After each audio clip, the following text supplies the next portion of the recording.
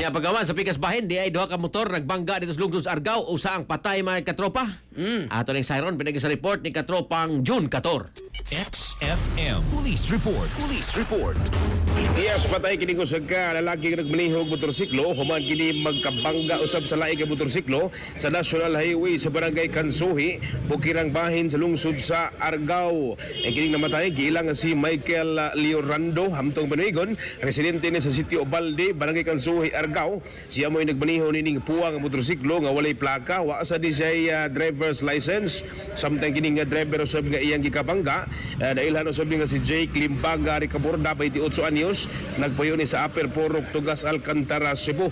Nga may nagmaniho ning iyang ito mo sab nga rose nga motorsiklo, kawa usab ni plaka, wa usab ni lisensya. Sa investigasyon sa kapulisan nga padung sa habagatan kining motorsiklo ni Ricaborda, samtang padung usab sa amihanan kining motorsiklo ni Leorando pagabot sa kurbada nga bahin, misud sa pikas lane ang motor ni Leorando, inungdan nga bangga niya kining iyang katagbo tungod sa kakusog sa mong impact nawad ang kontrol kining duha sa motorsiklo ug nangatagak ngadto sa simentado nga dalan hinungdan sa ilang nga grabe nga samad ug kadaot sa ilahag lawas sa gisoya ni pagdaa sa Isidro Quintanar Memorial Hospital.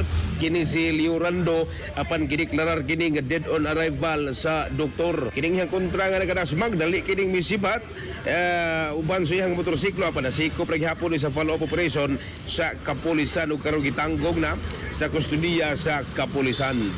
Mga katrabaho, kalimot pagtumarog Santon Vitamin C, ang alkaline nga vitamin C. Alang sa nagay-usang Pilipino para sa Pilipinas, sa inyong katropa, June Kator, XFM News. XFM Report.